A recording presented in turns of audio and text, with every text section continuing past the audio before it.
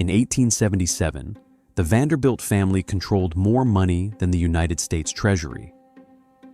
Their 10 mansions stretched down Fifth Avenue like a marble kingdom. Their name was, for a generation, a synonym for permanent, unassailable wealth.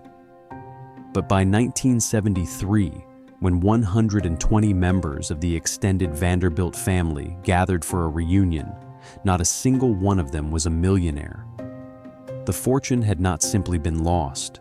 It had been spent, diluted, gambled, and consumed, generation by generation, while the family pretended for decades that nothing was wrong.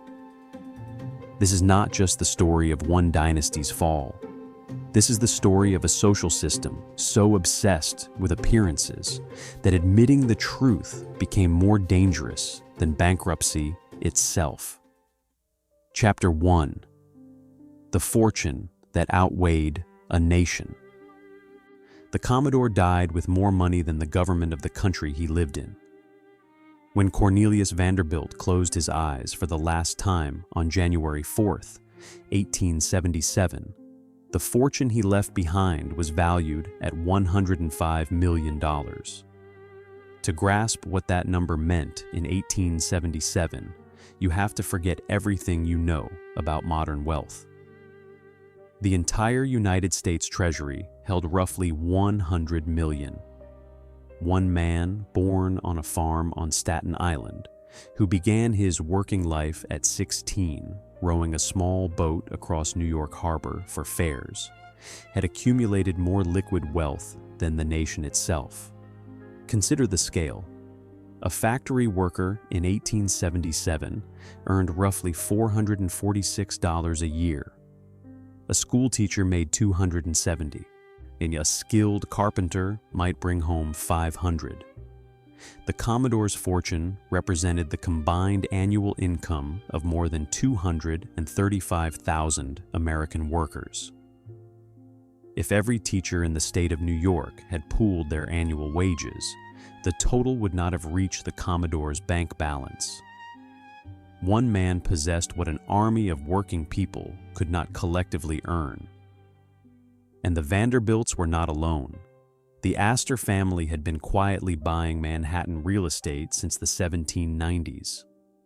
John Jacob Astor, the family's founder, had arrived from Germany with 7 flutes and $25. By the time of his death in 1848, he was the richest man in America. His strategy was elegant and brutal. He bought land at the edges of the city. He waited. The city grew toward him, and then he collected rent. By the Gilded Age, the Astors owned so much of New York City that their rental income alone exceeded the tax revenue of most American states.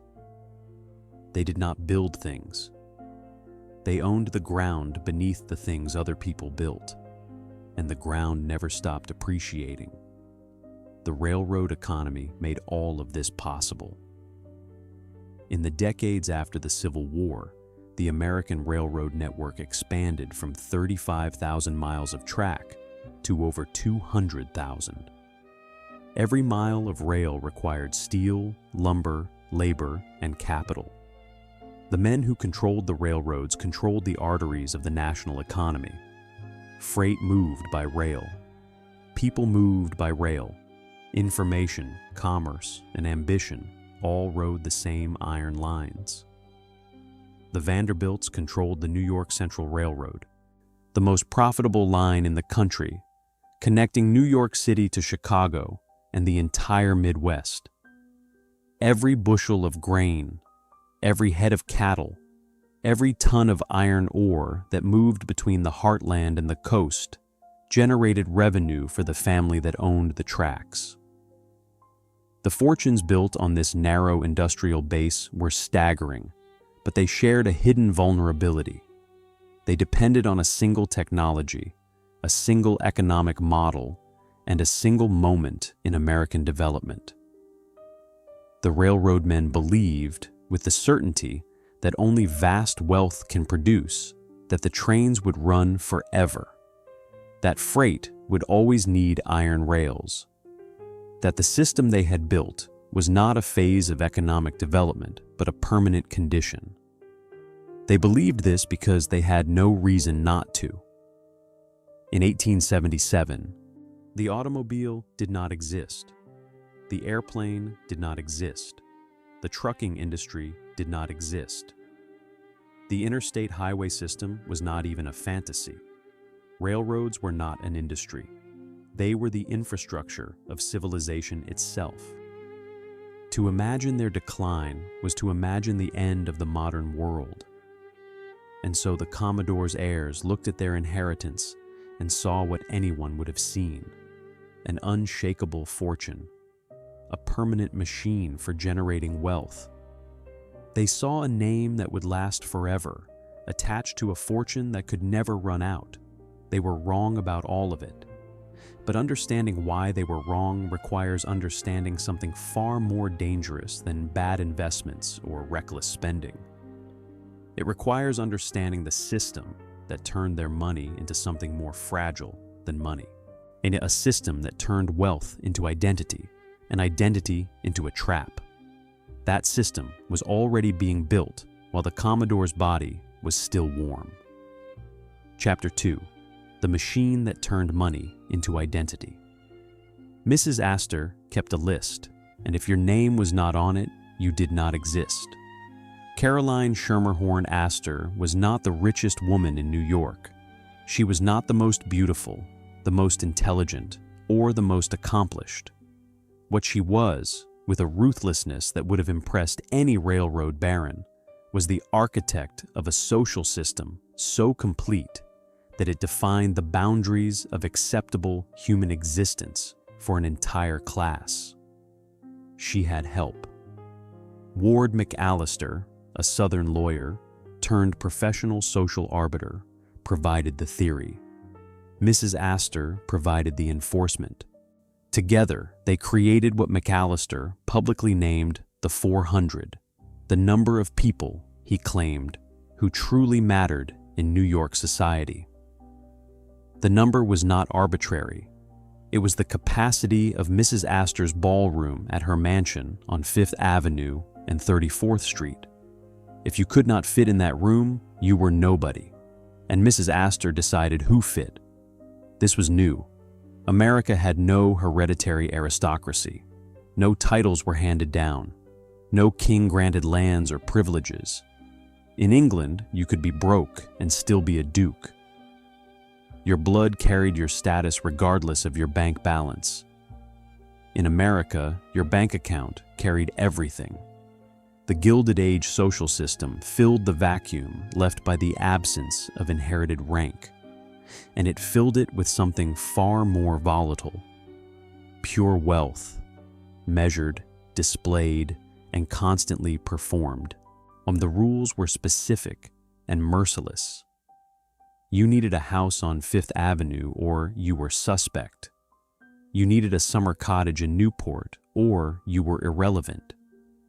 You needed a box at the Academy of Music and later the Metropolitan Opera, or you were invisible.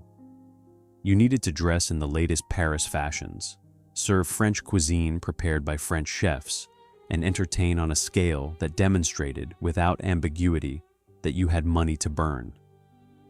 The burning was the point. Conspicuous waste was not a side effect of wealth. It was proof of wealth. And proof was mandatory.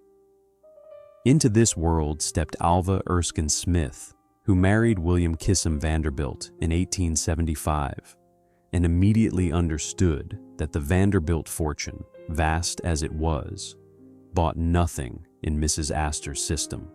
The Commodore had been a ferryman, for his money smelled like engine grease and harbor water.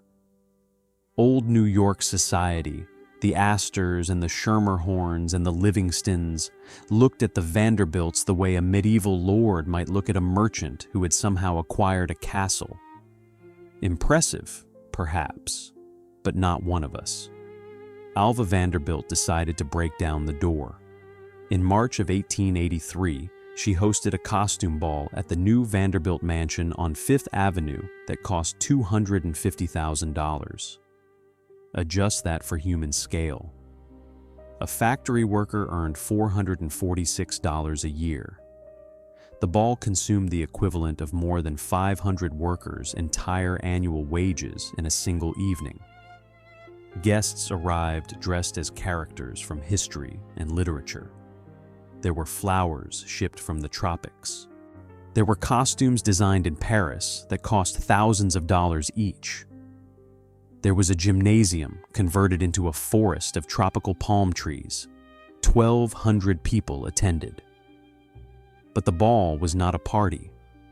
It was a siege weapon. Alva let it be known that she could not possibly invite Mrs. Astor's daughter to the ball, because, after all, Mrs. Astor had never called on the Vanderbilts. Social custom required that the older family make the first call. Mrs. Astor had never lowered herself to leave a card at the Vanderbilt door. The trap was elegant. Mrs. Astor's daughter desperately wanted to attend. The ball was the event of the decade, and missing it was unthinkable. And so, Caroline Schermerhorn Astor, the woman who had built the walls of New York society brick by brick, sent her carriage to the Vanderbilt mansion and left her card. The call had been made. The Vanderbilts were in. What Alva had demonstrated was not just personal ambition. She had revealed the operating logic of the entire system. Social position was not inherited. It was purchased. And once purchased, it had to be maintained through constant, visible, ruinous expenditure. The machine required feeding. It required balls and mansions and carriages and servants and jewels and wardrobes and summer houses and winters in Europe. Stop feeding the machine and the machine would forget your name within a single season. The question no one asked was simple and devastating. What happened when the money ran out but the machine kept running? Chapter 3. 70 rooms and nowhere to hide. The breakers required 20 servants just to sit empty.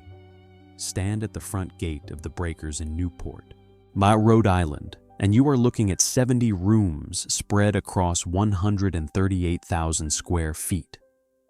Cornelius Vanderbilt II commissioned the architect Richard Morris Hunt to build it in 1893.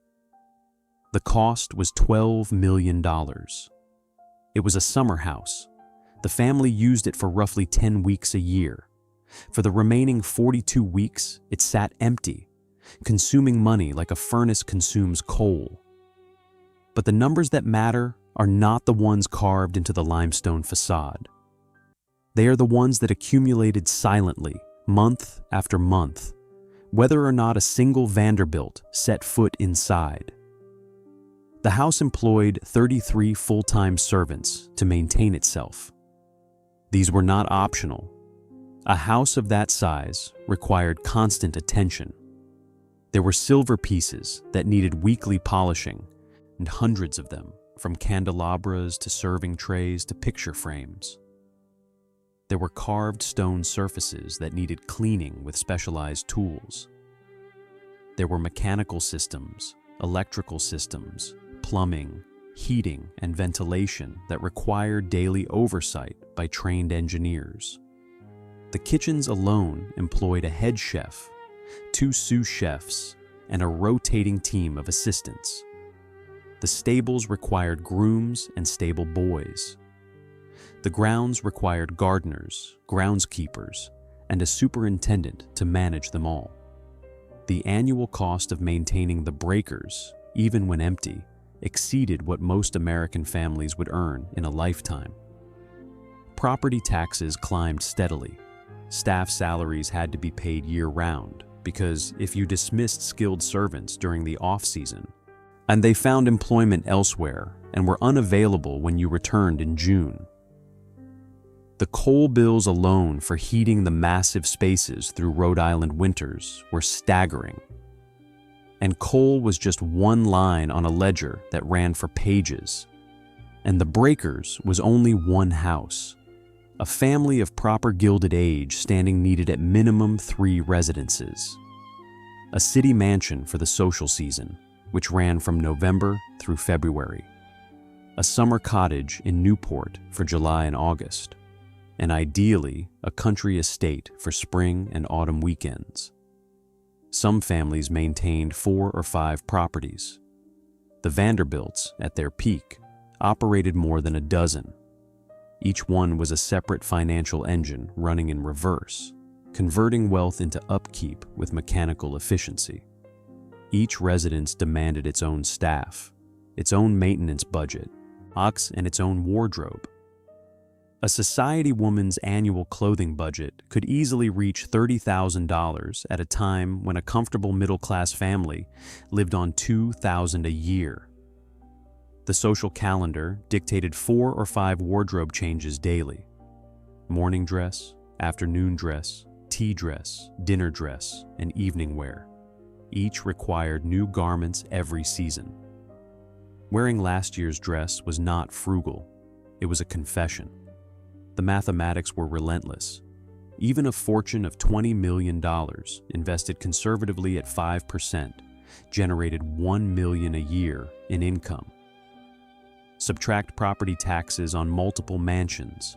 Subtract staff salaries for 40 to 60 servants across multiple households. Subtract the wardrobe costs, the entertaining expenses, the travel bills, the charitable donations expected of a family in their position, the stable costs, the art purchases that signaled continued prosperity. The 1 million shrank with terrifying speed. Now multiply that pressure across a generation. The Commodore left 105 million. His son William Henry doubled it to 200 million. But William Henry had 8 children, and each of them expected to live like Vanderbilts. The fortune that supported one household now had to support 8. Each of those 8 would marry and produce children who expected the same standard. By the 3rd generation, the money was being divided among dozens of heirs, each maintaining the infrastructure of a lifestyle designed for a single undivided fortune. The mansions did not shrink. The staff requirements did not decrease. The social calendar did not forgive. The system demanded the same output from a fraction of the input. And so the gap between what the families spent and what the families earned began to widen, invisibly behind the marble walls and the polished silver and the fresh-cut flowers that arrived each morning without fail. It was the 1890s. The mansions were new. The paint was fresh. The money appeared infinite. But the math was already broken, and no one was willing to pick up a pencil and check the numbers. Something was about to make the math catastrophically worse. Chapter 4. The Day the Numbers Broke.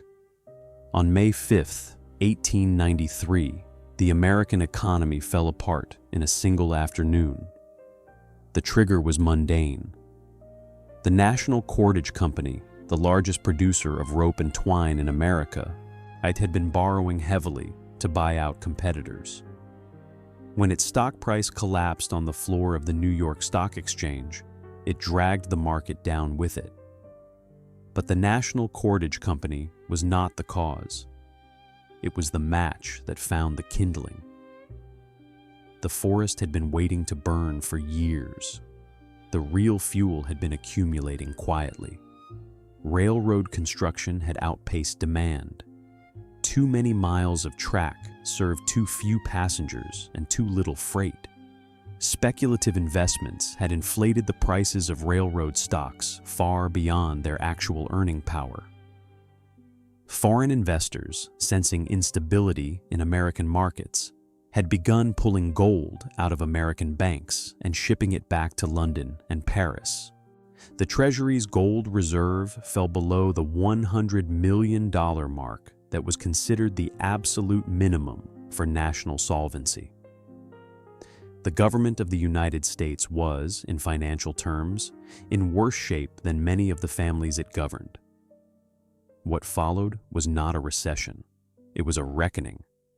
Within months, over 500 banks closed their doors permanently.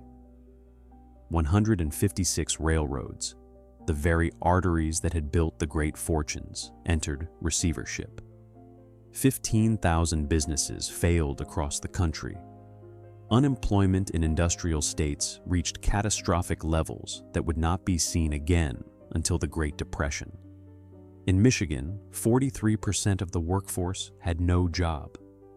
In New York, bread lines stretched around city blocks, and men who had been foremen and managers weeks before were sleeping in public parks. For the families of the 400, the Panic of 1893 created a new and terrifying category of person: the secretly bankrupt socialite. Consider the position of a family whose fortune was concentrated in railroad stocks. You owned shares in the Ridding Railroad, which went bankrupt. You owned shares in the Northern Pacific, which went bankrupt. You owned shares in the Union Pacific, which went bankrupt.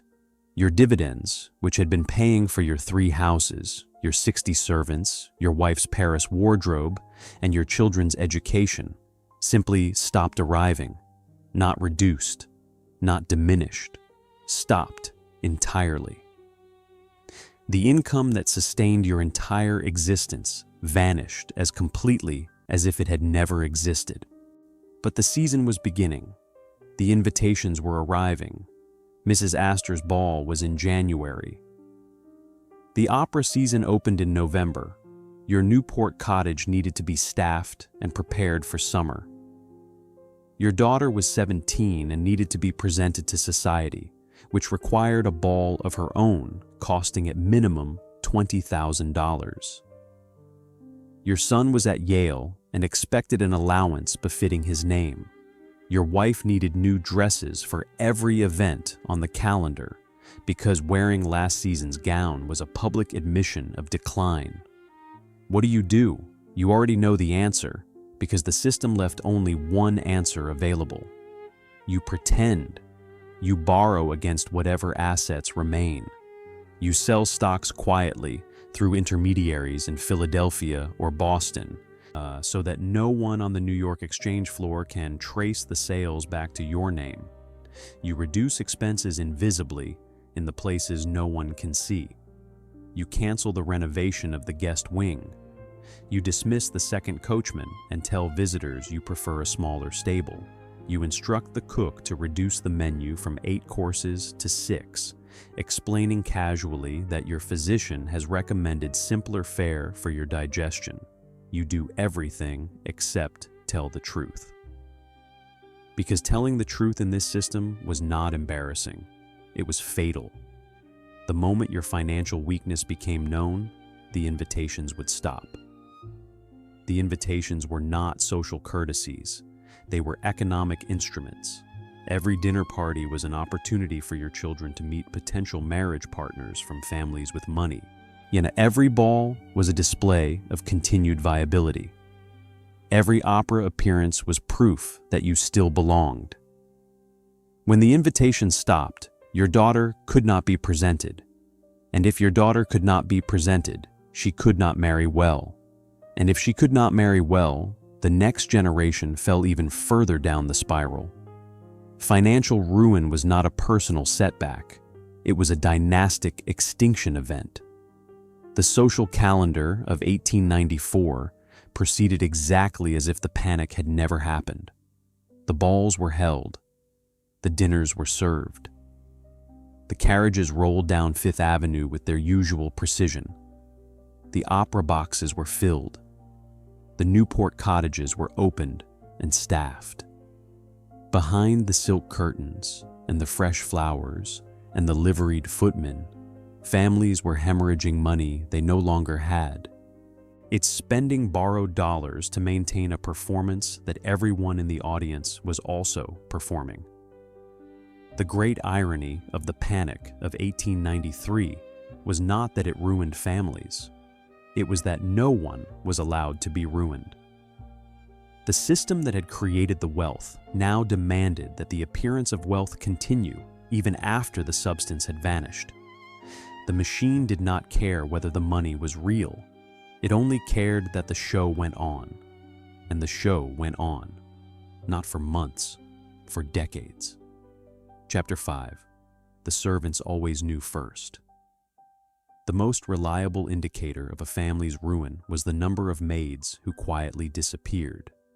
The great houses of the Gilded Age operated on a strict hierarchy of visibility. At the top stood the butler, the face of the household, the man who answered the door, served at dinner, and represented the family's standards to every visitor who crossed the threshold. Just below him, the head cook, whose meals were the subject of public discussion and social comparison at every dinner party in the city. The lady's maid, who dressed the mistress and accompanied her in public, serving as both personal attendant and silent witness to her employer's daily life. The footman, who stood behind chairs at dinner parties in matching livery and rode on the back of the carriage in full uniform, visible to every passerby on Fifth Avenue. These were the visible staff. Dismissing any of them was a public declaration of financial distress, as obvious and damning as a foreclosure notice nailed to the front door. Below them existed an invisible army, scullery maids who washed the pots that the cook dirtied, laundresses who spent 14 hours a day in steam-filled basements pressing linens, shirts, tablecloths, and the elaborate dresses that required ironing after every single wearing. Kitchen assistants who peeled, chopped, and prepared ingredients for hours before the cook ever touched them. Housemaids who cleaned bedrooms, bathrooms, and corridors that guests never entered and owners rarely noticed. Under gardeners who weeded beds that only the head gardener would inspect. Coalmen who shoveled fuel into basement furnaces and emerged blackened and invisible. When the money began to fail, these invisible workers were the first to go. A family in financial distress would dismiss the third housemaid, then the second laundress, then one of the kitchen assistants. The remaining staff absorbed the extra work. Meals took longer to prepare. Linens were pressed less frequently. Rooms at the far end of the house grew dusty, but the visible staff remained. The butler still answered the door in his black coat. The cook still prepared dinner for 14. The footman still stood at attention during the fish course. The concealment was systematic and creative, a kind of domestic theater performed with increasing desperation. Families sold paintings through dealers in other cities, so that the empty spots on the wall could be explained as loans to exhibitions or galleries. They replaced genuine diamonds with paste copies, carefully crafted by discreet jewelers to fool the eye across a candlelit ballroom, but unable to survive close inspection in daylight. The real stones were sold privately, and often to the wives of newly wealthy industrialists who were only too happy to buy a Vanderbilt necklace without asking how it came to be available. Everybody benefited from the discretion. The seller preserved her reputation. The buyer acquired prestige. The jeweler earned his commission. Only the truth suffered. Wings of great mansions were closed off. A family that had once entertained in a ballroom, seating 300, now held smaller dinners in the family dining room, explaining that they had grown to prefer intimacy to spectacle. The grand staircase was lit less brightly. The flowers, once ordered fresh daily from commercial hothouses, appeared every other day, then twice a week, then only when guests were expected. Economies multiplied like cracks in a foundation, each one small enough to explain away, but collectively forming a pattern that any careful observer could read. But the servants who remained knew everything. A footman who had once laid silver for 24 at dinner now laid it for 12. He counted the pieces. He noticed. A lady's maid who had once selected from a wardrobe of 60 gowns now rotated among 15, turning the same dresses with fresh ribbons and altered trimmings to create the impression of variety. The cook, who had once ordered prime fillets and Dover sole, now received instructions to prepare chicken and cheaper cuts of beef, dressed up with elaborate French sauces to disguise their economy. The butler, who once stocked the wine cellar with first growth Bordeaux, now quietly purchased cheaper vintages and decanted them into older bottles. And servants talked, not to the family, never to the family, but to each other. The great houses of Fifth Avenue and Newport operated within a tight network of domestic service. Valets and ladies' maids accompanied their employers to dinner parties and waited below stairs while the family dined above. In those basement kitchens and servants' halls, information flowed with the efficiency of a stock exchange. Who had dismissed their under-butler, whose silver was being polished less frequently, whose wine cellar was no longer being restocked with the good vintages, whose cook had been told to stretch the household budget by substituting cheaper ingredients. This intelligence network was devastatingly accurate. A butler moving from one household to another carried with him a detailed mental inventory of his former employer's true financial position. A lady's maid who had been dismissed, whether from economy or from spite, knew exactly how many dresses her mistress actually owned, which jewels were real and which were paste, and whether the fur coat that appeared at the opera was purchased or borrowed. The families understood this vulnerability. Some responded by paying their remaining servants above market rates, purchasing loyalty with money they could not afford. Others relied on the rigid class hierarchy that discouraged servants from speaking openly about their employers to anyone outside the household. But within the servant network itself, the truth circulated freely, carried from kitchen to kitchen, from servants' hall to servants' hall, building a map of the Gilded Age's real financial landscape that no banker or social columnist could match. There was a cruel irony in this arrangement. The very system that required servants to be invisible also made them the most informed observers of reality. The people who knew the truth were the people society had trained itself not to see. The scullery maid who scrubbed the pots at 3 a.m. knew more about the family's actual financial position than the family's own banker, because the banker saw the accounts, but the maid saw the life. By the turn of the century, the servant grapevine had mapped, with quiet precision, the entire financial landscape of Gilded Age society. They knew which families were solid. They knew which families were sinking.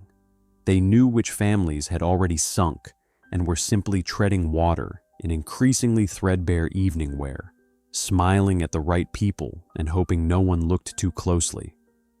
The families kept performing, and the servants kept watching. Because in a system where being seen to be rich was the same as being rich, the performance was the only thing that mattered. And the performance was getting harder to sustain with every passing season. Chapter 6. The Heir Who Lost $70,000 in One Night. Reginald Vanderbilt received $15.5 million and managed to die with nothing. The Commodore's grandchildren were the first generation to inherit wealth they had not earned, in a world that had not yet learned to distinguish between money and identity. They had been raised in marble houses with 60 servants. They had traveled in private railroad cars fitted with crystal chandeliers and velvet upholstery.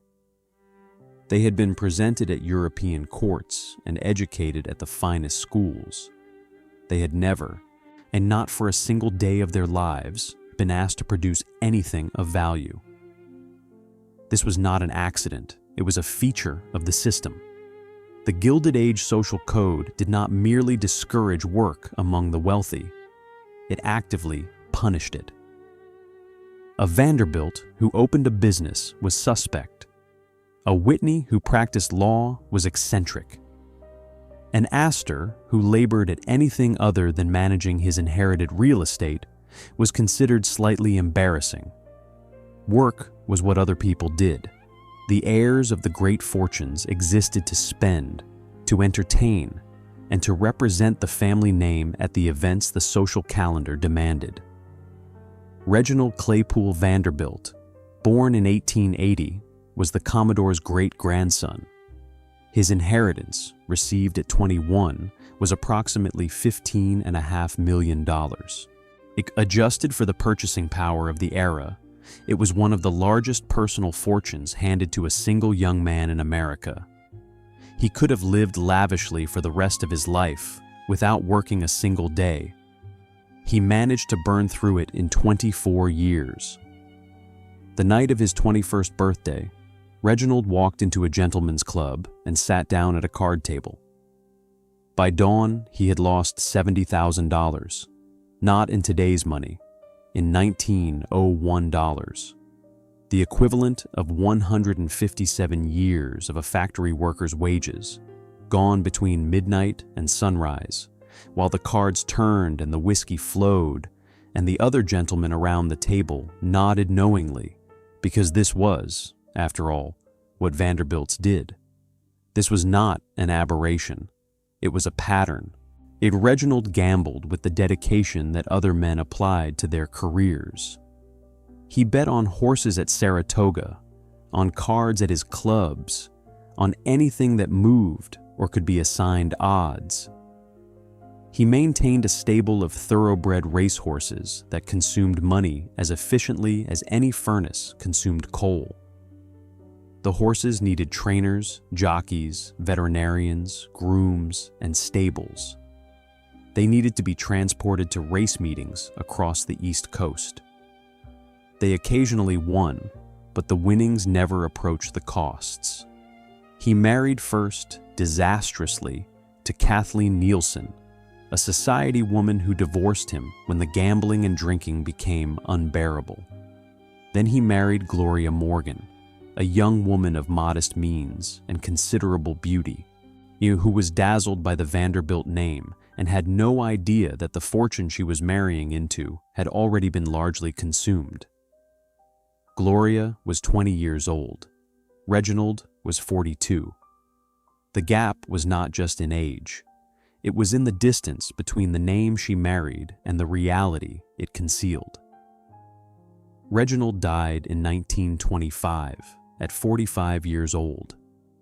His liver had been destroyed by decades of heavy drinking that had accelerated as the money dwindled. His estate was valued at less than nothing. He left debts. His widow, Gloria, was 21 years old, with an 18-month-old daughter, also named Gloria, and no resources of her own beyond the Vanderbilt name on her stationery and the expectations that came with it. But Gloria Morgan Vanderbilt still carried the name, and the name still opened doors. So she continued to live as a Vanderbilt, drawing on her infant daughter's trust fund, the last remnant of the Commodore's fortune trickling down through the branches of the family tree, like water finding cracks in a foundation. She traveled to Paris. She stayed at the finest hotels. She dressed in the latest fashions and attended the right parties and maintained the performance because the performance was all she had. Without it, she was a 21-year-old widow with a baby and no money and no skills and no future.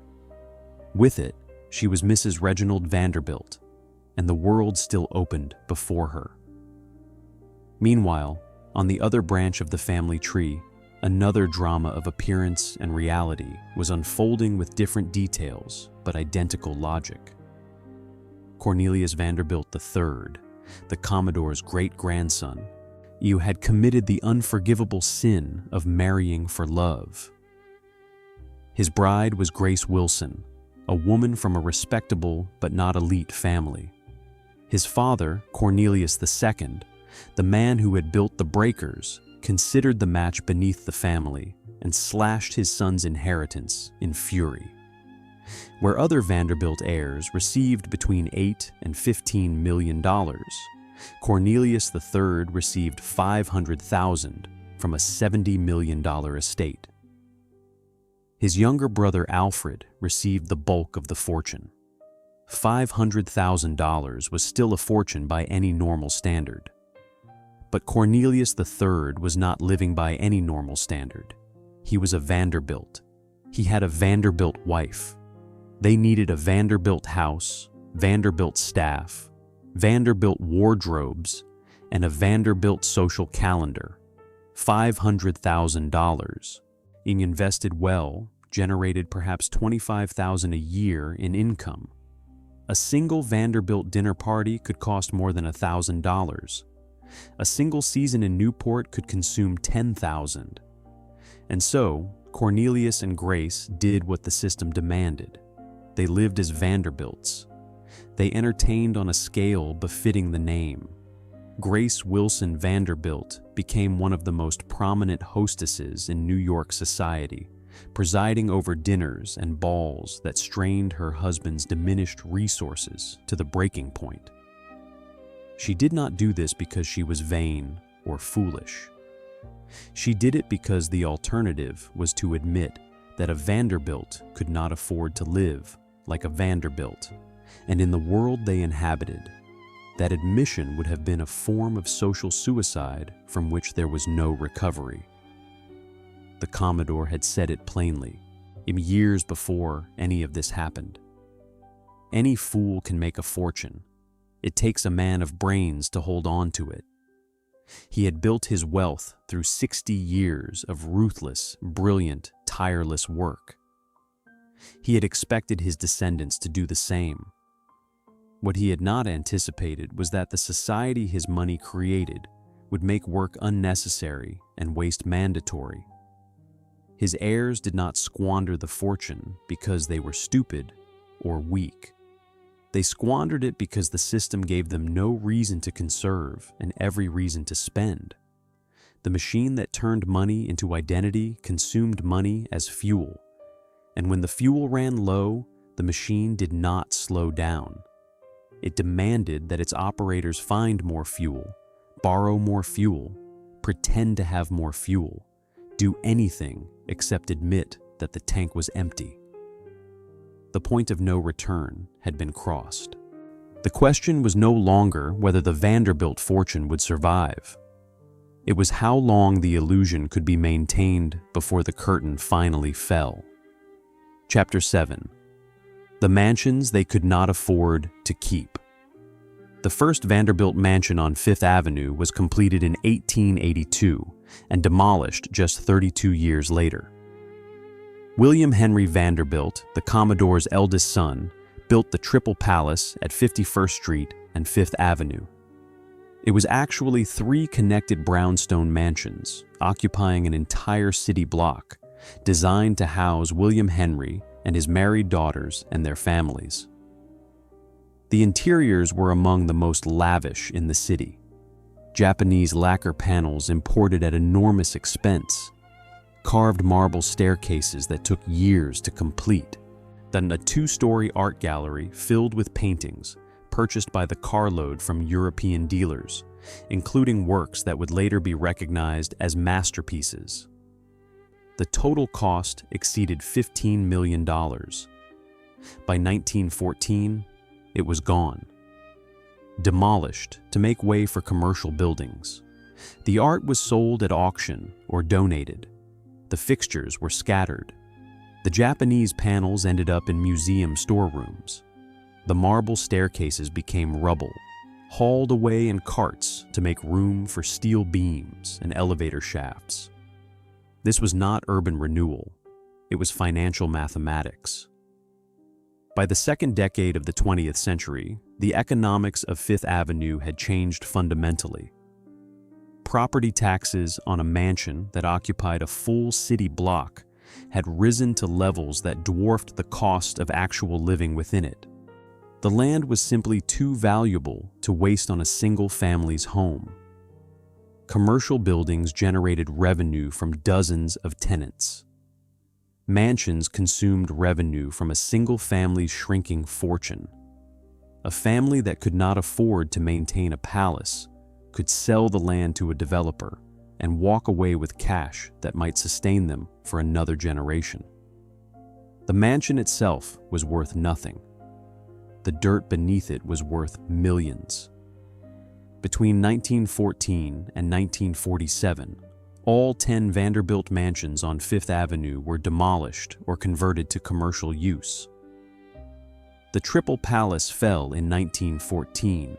The Petit Chateau, Alva's masterpiece at 52nd Street, the very house where she had hosted the ball that humbled Mrs. Astor, was torn down in 1926 to make way for a commercial building. The house at 57th Street became a department store. The mansion at 52nd Street became office space. The great brownstone fortress at 51st Street disappeared under a tower of glass and steel. One by one, the marble kingdom dissolved into the commercial city it had tried to stand above. Two structural forces accelerated the collapse beyond what market pressures alone would have caused. The first was the income tax, imposed by the 16th Amendment in 1913. Before the income tax, the great fortunes were essentially untouched by government. There was no federal mechanism for taxing wealth or income. A family could earn $1 million a year from dividends and keep every cent. After 1913, the income generated by investments was subject to taxation that started modest but climbed rapidly. During the First World War, the top rate rose to 77%. By the Second World War, it exceeded 90%. The mathematics of maintaining a great fortune shifted from difficult to nearly impossible. The second force was the inheritance tax, the estate tax that took a percentage of every fortune as it passed from one generation to the next. Every time wealth moved from parent to child, the government took a larger share. The estate tax, combined with the natural division of wealth among multiple heirs, created a mathematical certainty that no amount of clever investing could overcome. Each generation would have less in real terms than the one before. Even a family that spent nothing, invested wisely, and lived modestly would see its fortune shrink over the span of 3 or 4 generations. And if for families that were spending lavishly, investing poorly, and living extravagantly, the tax code was not an obstacle. It was an accelerant, speeding a process that was already well underway. The mansions of Newport fared only slightly better than those on Fifth Avenue, and only because Newport's real estate market was less commercially valuable. There was no developer willing to pay a premium for the land beneath the breakers or Marble House.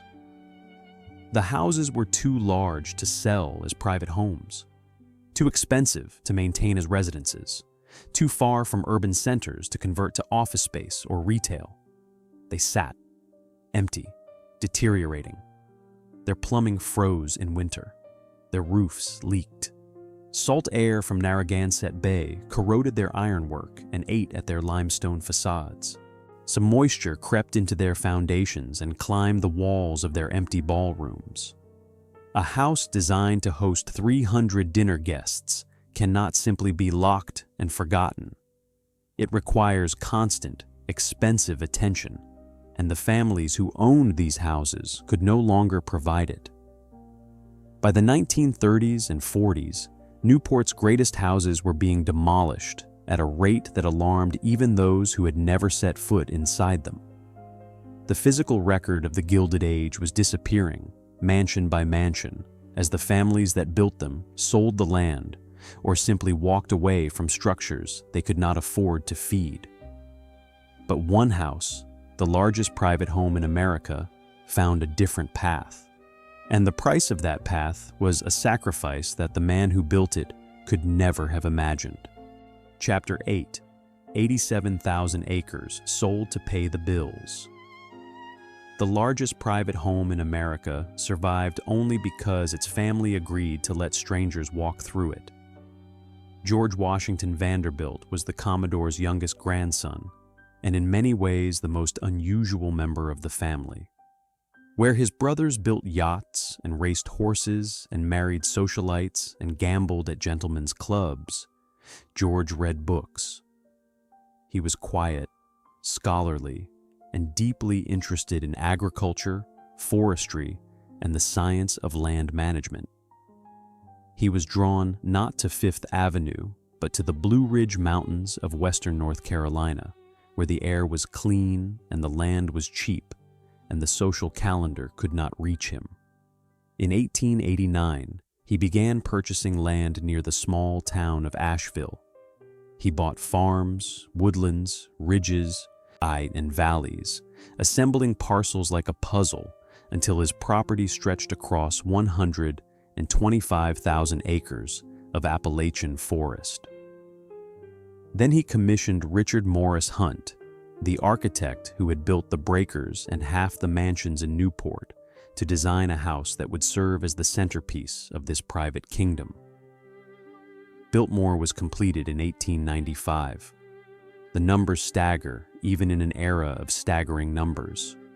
250 rooms, 35 bedrooms, 43 bathrooms, a banquet hall with a 70-foot ceiling painted to resemble open sky, a library holding 10,000 volumes in 8 languages, an indoor swimming pool, a bowling alley, a gymnasium, and a winter garden filled with exotic plants that required their own greenhouse staff year-round.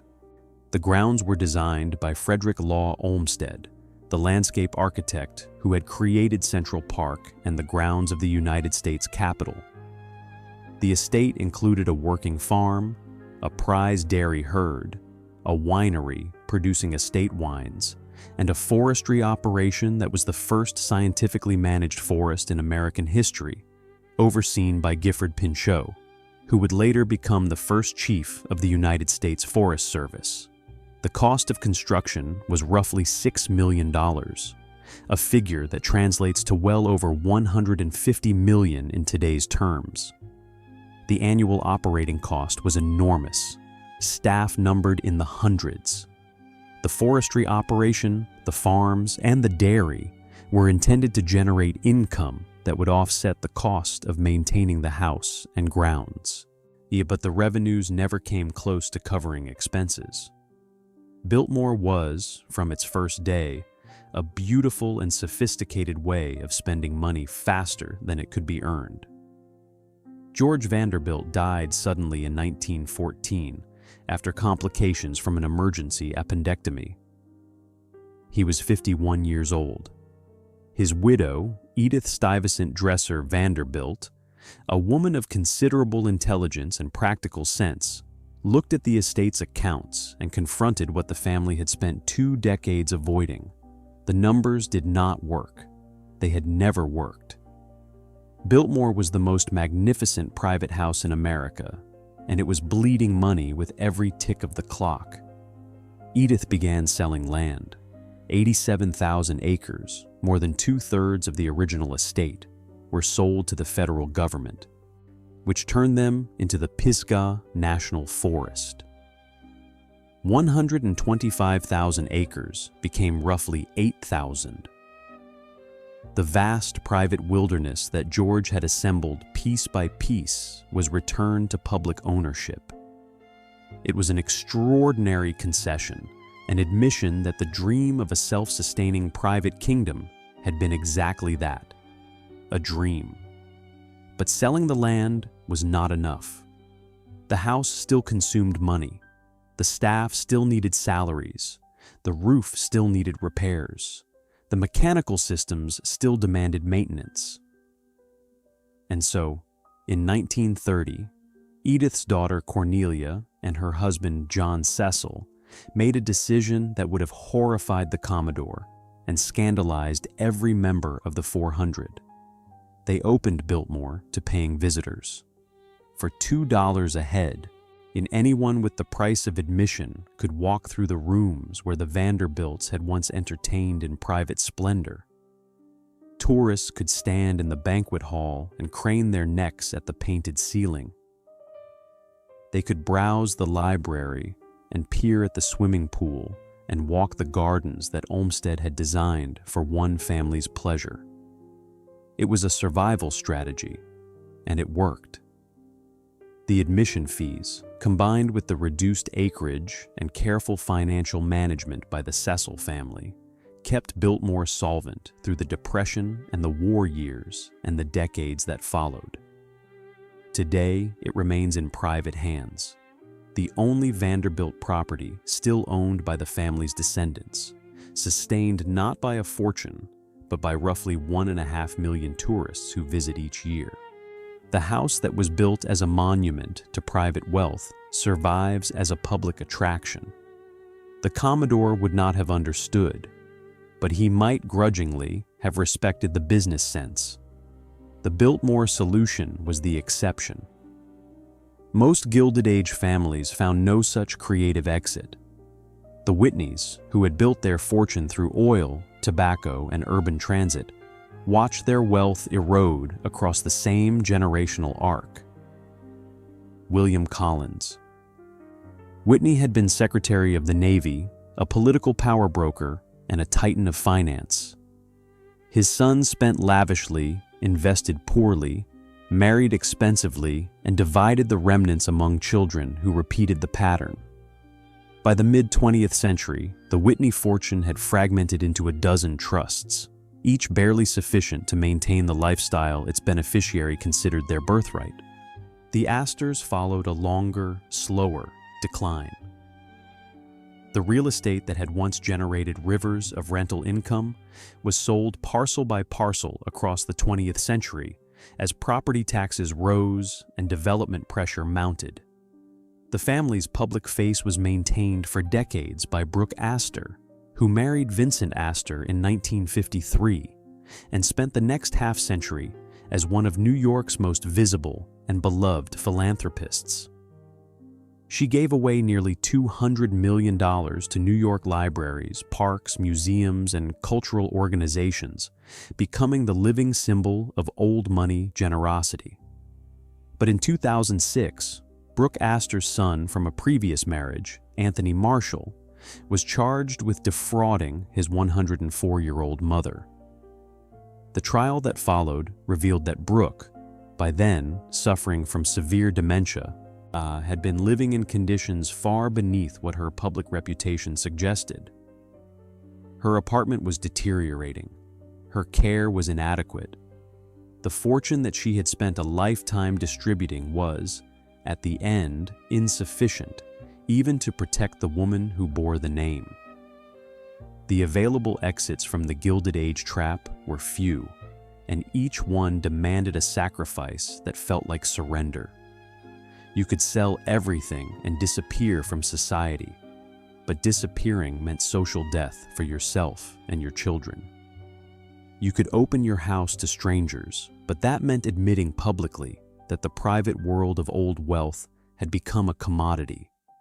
You could marry new money, importing fresh fortunes from industrialists eager for social credentials, but each new marriage brought new expectations and new expenditures. Or you could keep pretending, and most families kept pretending because in a system where the performance was the identity, stopping the performance meant ceasing to exist. The pretending worked until it didn't. And when it finally failed, it failed in the most public way imaginable. Chapter 9. The Trial That Opened the Books. The custody battle over a 10-year-old girl finally exposed what the Vanderbilt name was actually worth. Little Gloria Vanderbilt was born in February of 1924, the daughter of Reginald Vanderbilt and Gloria Morgan. Her father was dead before she turned 2. Her inheritance, held in a carefully managed trust, amounted to roughly $5 million. In a family that had once controlled 200 million, 5 million was a remnant. But it was the last significant pool of Vanderbilt money attached to a minor child, and it became the center of a legal battle that stripped the family's pretensions bare before a national audience.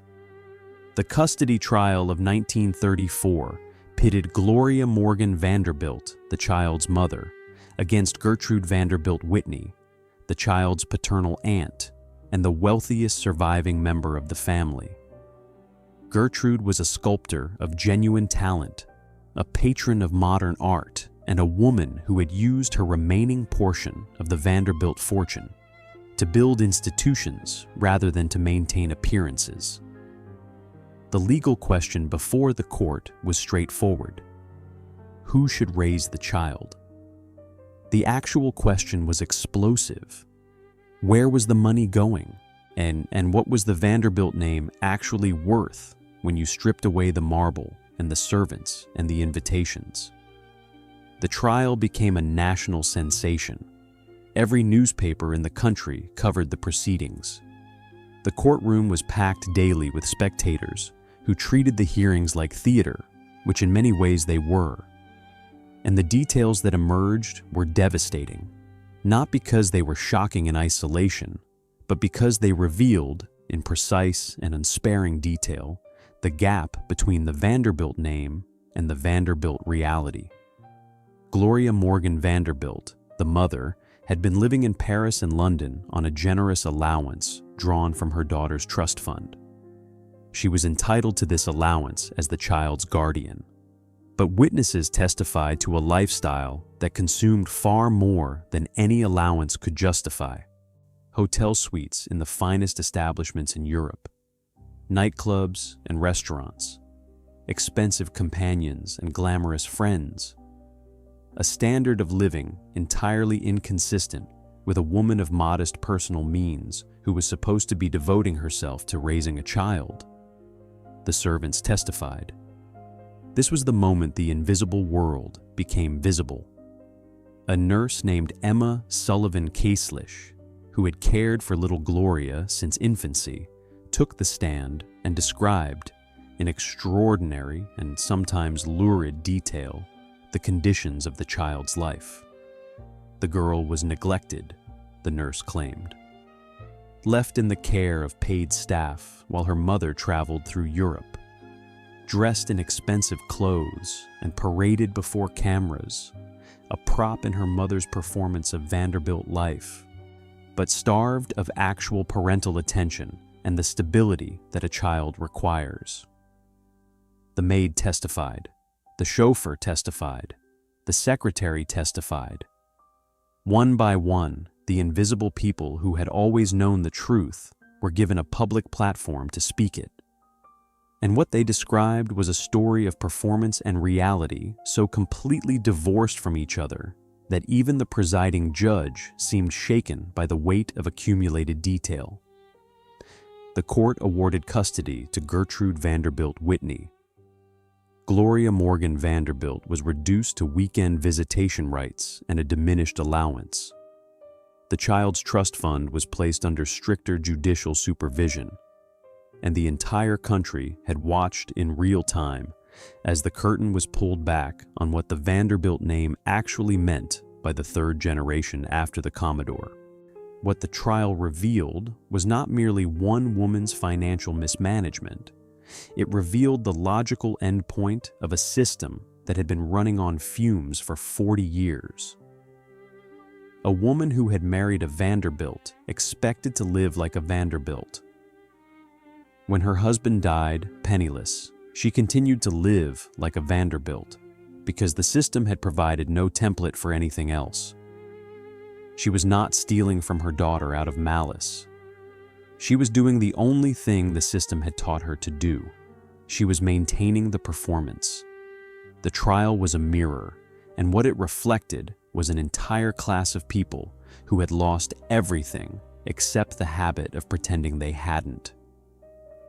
Decades later, the pattern repeated with eerie precision.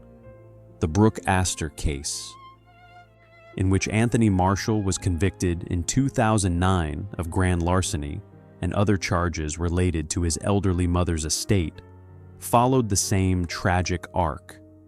A great name, a diminished fortune, a family member drawing on resources that were not truly theirs to sustain a lifestyle that the name demanded, but the bank account could not support.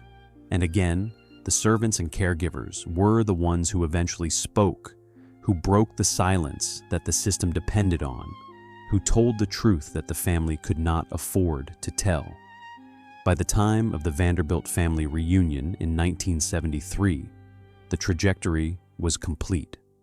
120 members of the extended Vanderbilt family gathered at Vanderbilt University in Nashville, Tennessee, the institution the Commodore had founded in 1873 with a $1 million gift.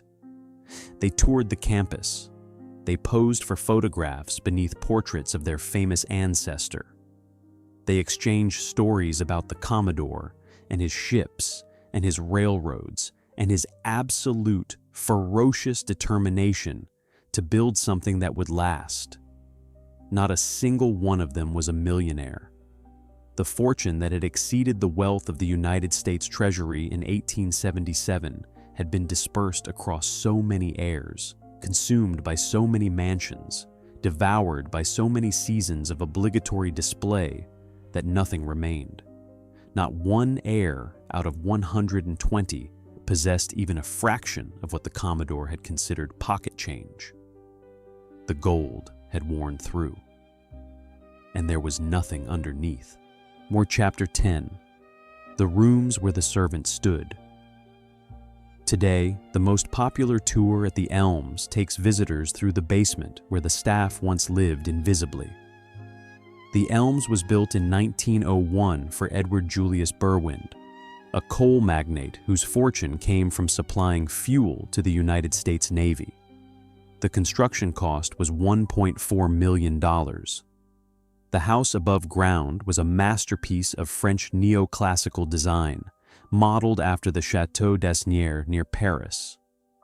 Symmetrical facades, formal gardens, rooms designed for display and entertainment on a grand scale. The house below ground was a factory. The basement of the Elms contained a coal-fired power plant that generated all the electricity for the property. It held a laundry room with industrial-scale washing and pressing equipment.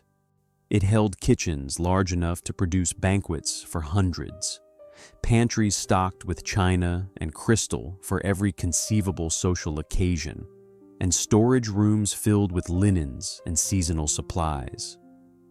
It held the servants' dining room, where the staff ate their meals on a rigid schedule dictated by the demands of the family above. And it held the servants' bedrooms, small rooms with low ceilings and narrow beds, arranged along corridors that led directly to the back staircases.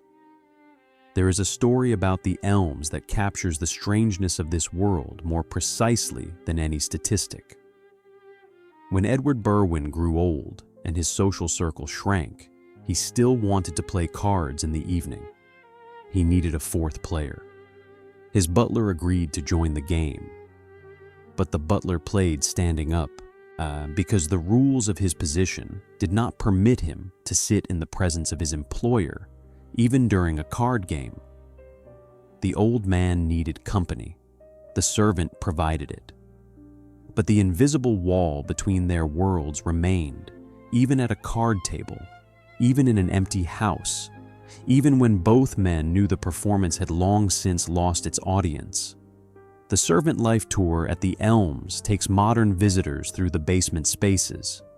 They see the coal tunnel, a subterranean passage through which deliveries arrived, so that the family never saw the dirty business of keeping the lights on. They see the speaking tubes and call bells that allowed the family to summon servants without ever seeing them move through the house. They see the narrow back staircases designed so that a maid carrying laundry could travel from the basement to the third floor without passing through any room the family might occupy. At the Breakers, the Beneath the Breakers tour reveals similar infrastructure on an even grander scale. A tunnel running from Ochre Point Avenue to the mansion's basement, completely hidden from view, through which coal and supplies were delivered invisibly. The massive boiler room that heated the 70-room structure.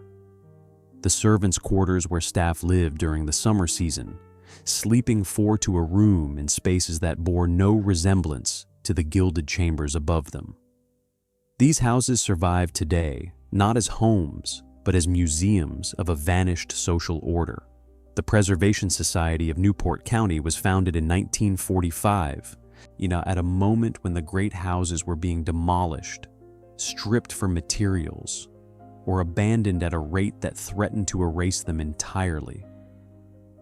Without intervention, the Breakers would likely have been torn down. Marble House would have been stripped of its bronze doors and marble panels and left to the salt air. The Elms would have been subdivided into apartments or simply razed. The preservation effort succeeded because someone recognized that these buildings were not merely large houses built by rich people. They were evidence. They documented a system of human organization so extreme, so elaborate, and so ultimately fragile that it seemed almost unbelievable without physical proof. Today, over 1 million visitors a year walk through the Newport mansions. They admire the ballrooms and the ocean views and the gold leaf ceilings. But increasingly, they are drawn downstairs. They want to see the engine room. They want to understand how the machine actually worked. They want to stand in the rooms where real people lived and labored, invisible and essential, maintaining a performance that consumed everything it touched. The houses endure. The system that built them does not. And the distance between the Grand Salon and the coal tunnel tells the story more clearly than any historian ever could. Chapter 11. A Fortune Built on Surfaces. Anderson Cooper, the Commodore's great-great-great-grandson, has said publicly that he will inherit nothing. Cooper, who became a journalist and television news anchor, has spoken openly about growing up in the long shadow of the Vanderbilt name. His mother, Gloria Vanderbilt, the little girl at the center of the 1934 custody trial, went on to become a fashion designer, actress, author, and artist. She did not inherit the great fortune. She inherited the name, and she used it, but she earned her own money through her own work. When she died in June of 2019, she left an estate that was comfortable, but far from grand. Her son has said that he does not expect a significant inheritance and considers the concept of inherited wealth to be, in his words, an initiative sucker and a curse. This is the Commodore's legacy, 6 generations removed, not the fortune, the understanding of what the fortune did to the people who had it. Vanderbilt University endures.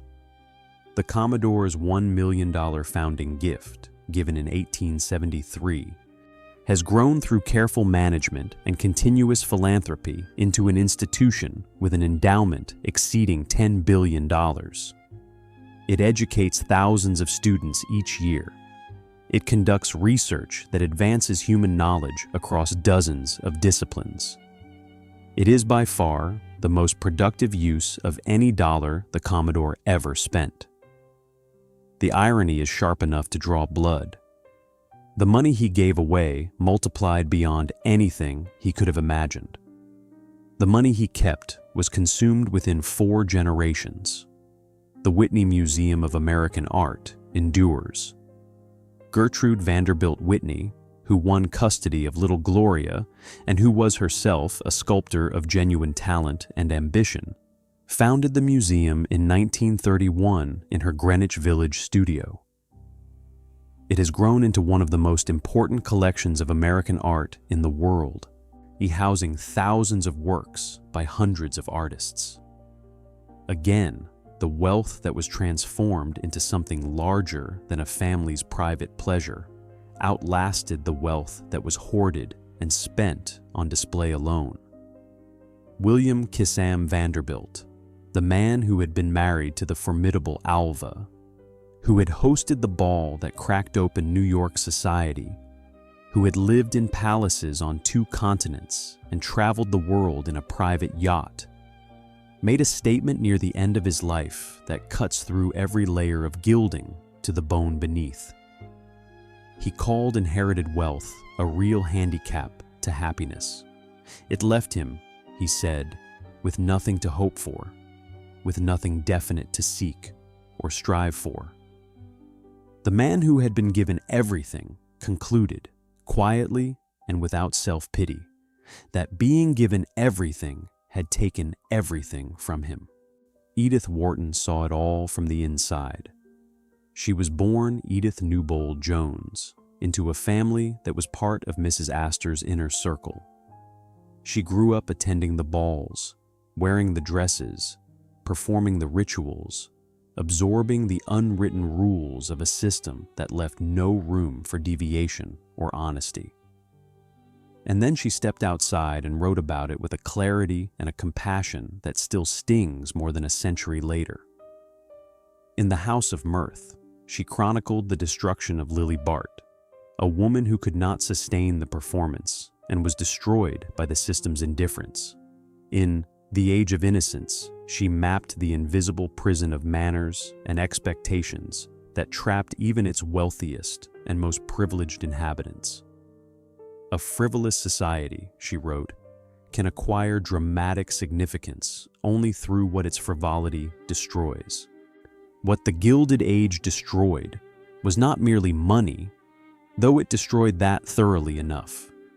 It destroyed the connection between human beings and the reality of their own lives. It created a class of people who could not admit what they felt, what they lacked, or what they feared, because the system punished honesty with annihilation and rewarded performance with survival. The families who pretended were not moral failures. They were rational actors in an irrational system, doing exactly what the system demanded of them, paying exactly the price the system charged. The tension Wharton identified has never disappeared from American life. It lives in every carefully curated social media profile that presents a life more polished than the one actually being lived. In every family that stretches beyond its means to maintain an image of success for the neighbors or the relatives or the algorithm. In every system that measures human worth by what can be displayed rather than what is actually felt. The Gilded Age was not an anomaly. It was a prototype. Chapter 12. The gold was always just a coating. Mark Twain coined the word gilded in 1873, and it took a century for the full meaning to arrive. Twain and his co-author, Charles Dudley Warner, published The Gilded Age, A Tale of Today, as a satire of post-Civil War America, a country drunk on speculation, corruption, and the sudden availability of fortunes that seemed to materialize from thin air. The title was a deliberate choice, and made with the precision of a writer who understood that words carry their meanings like loaded weapons. Gold is solid. Gilded is gold on the surface with something cheaper underneath. The word was never a compliment. It was a diagnosis.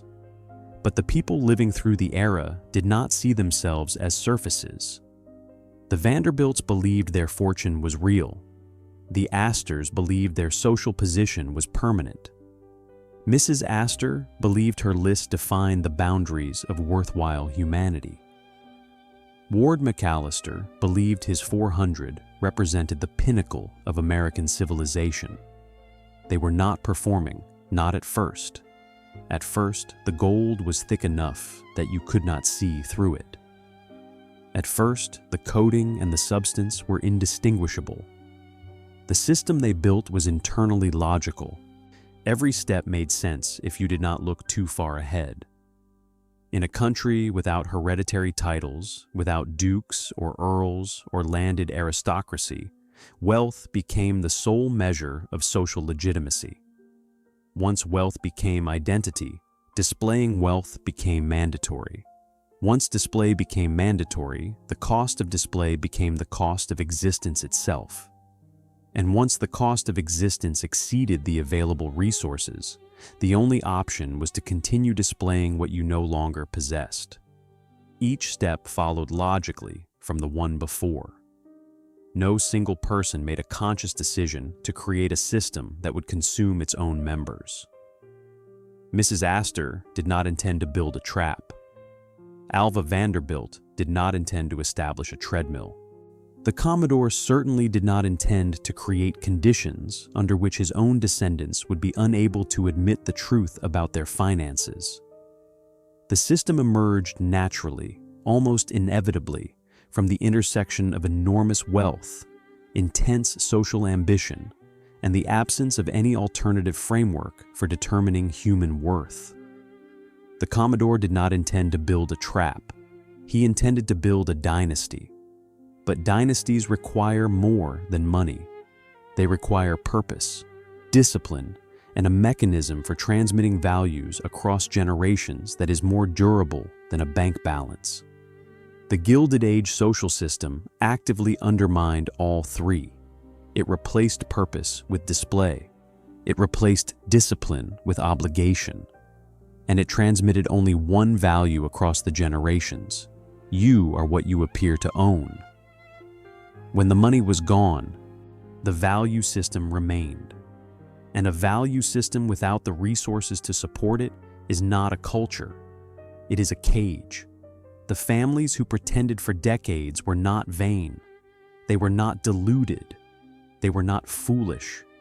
They were trapped in a system that offered no graceful exit, no dignified way to say the money is gone, and we need to live differently. Admitting the truth meant losing everything that mattered in the only world they knew: social position, marriage prospects for their children, access to credit, the ability to maintain even a diminished version of the life they had been raised to consider normal. The cost of honesty was total annihilation. The cost of dishonesty was merely slow decline. Any rational person caught in that calculus would choose the slow decline. And so they did, one generation after another. It's selling the paintings and wearing the paste jewelry and dismissing the invisible maids and closing the unused wings and smiling at dinner parties as the foundations crumbled beneath the tablecloth. Playing the part until the stage collapsed beneath them. The Vanderbilt reunion of 1973 was not a tragedy in the conventional sense. No one died. No one suffered violence. The 120 descendants who gathered at the university were, by any ordinary American standard, comfortable, educated, and successful people. They had careers and families and homes. They simply were not rich. The fortune was gone. $105 million, the wealth of a nation, earned by one man over 60 years of relentless work, had been spent, divided, taxed, gambled, displayed, and consumed across 4 generations until nothing remained but a name and a collection of stories about how things used to be. But the system had left its mark. It had taught the country, by example and by force, that wealth was identity, that display was proof of worth, that surfaces were more important than substance. That lesson did not die with the last Vanderbilt mansion on Fifth Avenue. It did not dissolve with the final sale of Astor real estate. It migrated into the broader American culture, where it lives today in different costumes and on different platforms, but with the same underlying logic and the same ultimate cost. Every society that measures human beings by what they appear to own will produce people who are nothing but appearances. Every system that punishes honesty about failure will produce people who lie about failure.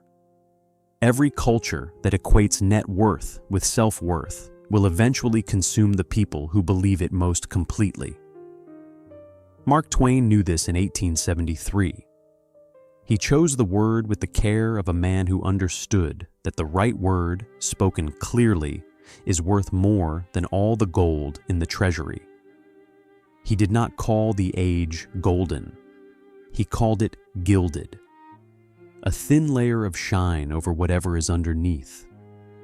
The Commodore built a fortune greater than the Treasury of the United States. His descendants built mansions of marble and limestone on the most expensive avenue in the world. They furnished those mansions with art from 3 continents. They staffed them with armies of invisible workers. They performed the rituals of wealth with absolute conviction and extraordinary grace. And when the gold wore through, there was nothing underneath to catch them. Because the word gilded was never a compliment, it was a warning.